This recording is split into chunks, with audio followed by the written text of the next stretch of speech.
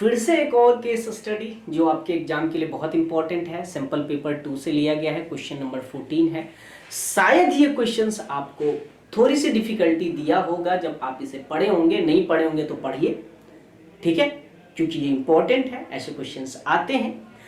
ये मैंने sample paper 2 से क्वेश्चन नंबर 14 लिया है, मेरे पास पेज में नहीं है तो मैंने पीडीएफ का इस्तेमाल किया है। इस तरह से एक होटल्स था, इससे रिलेटेड कुछ केस स्टडी थे और इससे कुछ क्वेश्चंस पूछे जा रहे हैं, ठीक है।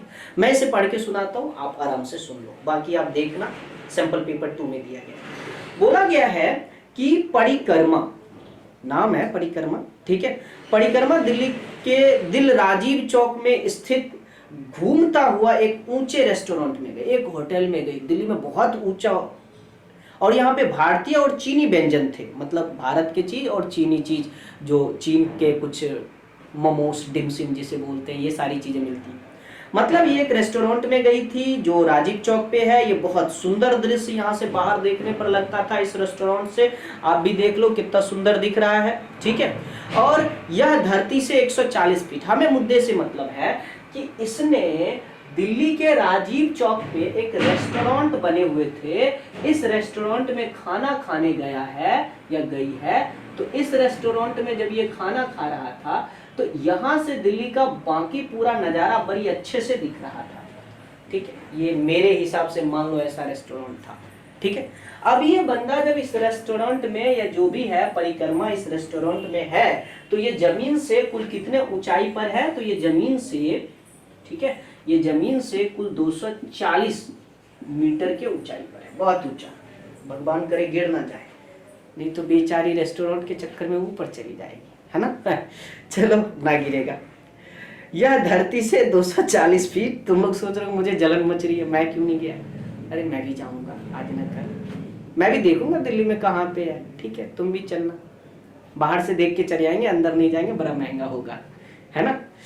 ये क्वेश्चन ये कहा गया था कि यह धरती से 240 फीट ऊंचाई पर है, फीट दिया है, मीटर नहीं दिया है, ठीक है। 240 फीट ऊंचाई पर है, 240 फीट ऊंचाई पर है, और यह भारत के सबसे ऊंचे तथा दिल्ली का इकलौता घूमता हुआ रेस्टोरेंट है, ठीक है। घूमता हुआ, घूमता भी है, चलो भाई अच्छी बात है। धरती पर इनकी पार्किंग में खड़ी एक कार रेस्टोरेंट के शीर्ष का उन्नयन को, अब बंदा कार से गया है, परिक्रमा जो है ये कार से गई है, इसने अपना जो कार लगाई है, ठीक है, इसकी चिंता खाना खाने से ज्यादा तो कार पे होगी कि मेरी कोई कार ना लेके भाग जाए, ये मेरा कार, मैं ऐसे ही बनाता हूँ, ठीक है।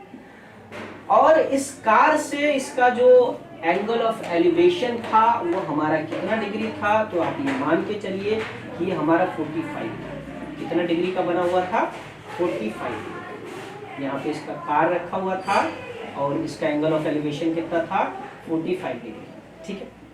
इस कार के सामने एक बंदा भी खड़ा था, अब इसका ध्यान तो इसी पे है, खाना क्या खाएगा, ठीक है। और इसका एंगल ऑफ एलिवेशन 60 डिग्री है, क्योंकि जैसे ही नजदीक गया तो एंगल ऑफ एलिवेशन बढ़ा और इसका एंगल ऑफ एलिवेशन कितना हो गया, 60 डिग्री। ये क्वेश्चन में क्या कहा मैं फिर से बताता हूँ। कार से शिखर जहां पे ये बैठी है उसका उन्नयन कोण जो था 45 डिग्री था, एंगल ऑफ एलिवेशन 45 डिग्री थे, और जबकि उसके सामने कार के सीधे थोड़ा आगे खड़ा था। अब थोड़ा आगे मैंने कैसे समझा, आगे या पीछे, क्योंकि एंगल जो दिया है वो बड़ा दिया है, तो जैसे जितना नजदीक जाएगा ये एंगल ऊपर उठता जाएगा, इसलिए मुझे समझ में आ गया कि ये व्यक्ति आगे है, इस तरफ है, ठीक है। ओके, 60 डिग्री है और √3 का वैल्यू बोला गया है 1.73 लेने के लिए। क्वेश्चन पूछा गया है कि यह व्यक्ति रेस्टोरेंट के पाद से कितने दूरी पर है, यहाँ पे रेस्टोरेंट है का पाद और यहाँ से ये कितने डिस्टेंस पर है, इसकी वैल्यू बताइए, x की वैल्यू, ठीक है। दूसरा क्वेश्चन पूछा है कार तथा व्यक्ति के बीच की वैल्यू। अब मान लेते हैं कार तथा व्यक्ति के बीच की वैल्यू y था, इसकी वैल्यू बताइए, ठीक है।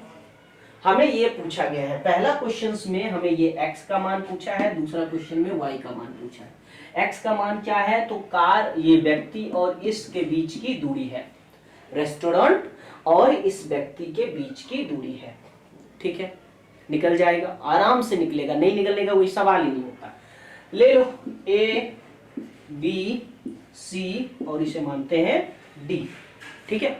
एक नंबर ट्रायंगल से शुरू करते हैं जो कि ये वाला है, त्रिभुज ABC में, ABC में, क्योंकि ये एंगल ऑफ एलिवेशन 60 डिग्री है इसलिए tan 60 डिग्री, ठीक है, बराबर ये लंब हमारा AB है, आधार हमारा BC है, ओके, आधार हमारा क्या है, BC है। tan 60 डिग्री बराबर क्या होगा, √3/1। AB का वैल्यू कितना दिया है, 240 फीट। BC हमें निकालना है, ओके, BC हमें क्या करना है, निकालना है। अब क्या करेंगे, इसको इधर से मल्टीप्लाई, इसको इधर से, BC गुने √3 बराबर 240।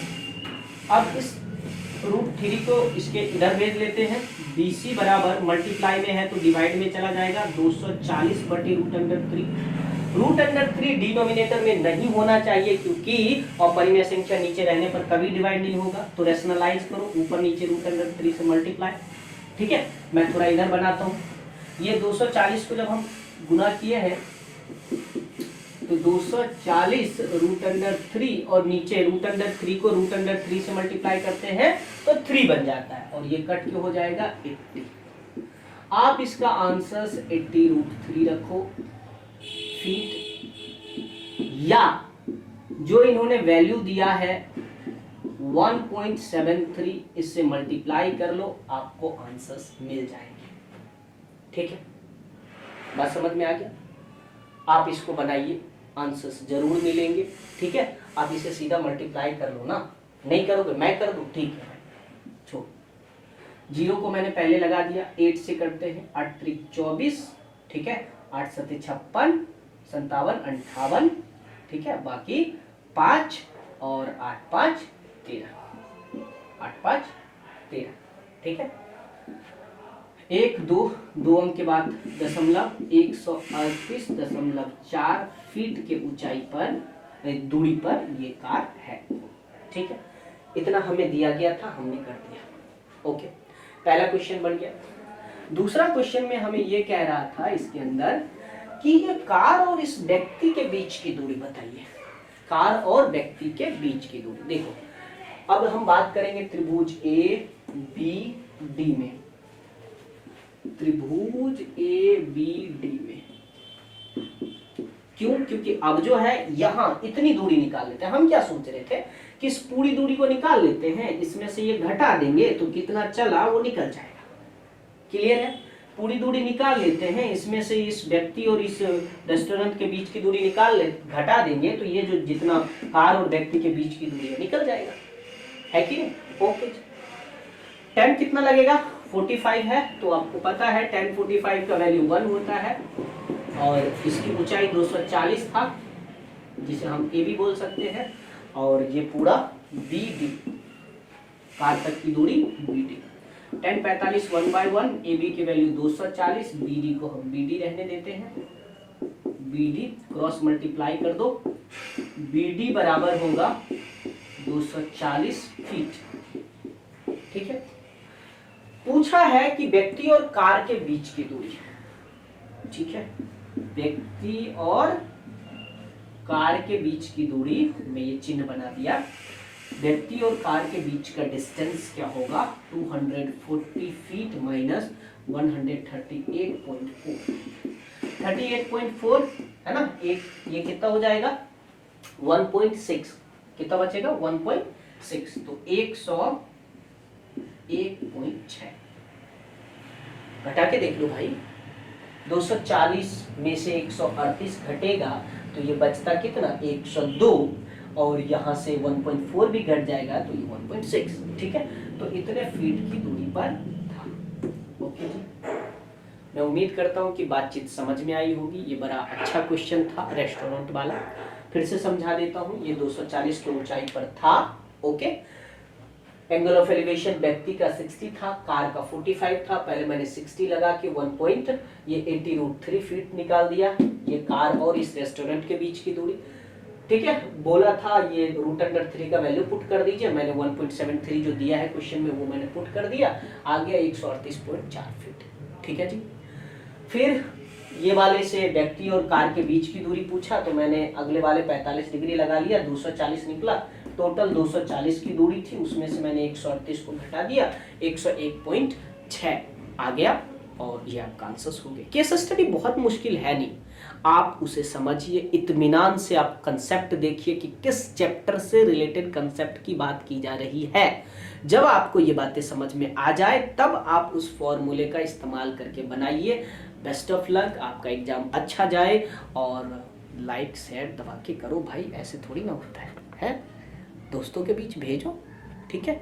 आप जितना मेरे लिए करोगे मैं उससे ज़्यादा आपके लिए करूँगा, ठीक है? आप एक कदम बढ़ाओ, हम आपके घर पहुँच जाएंगे, है ना? बाय।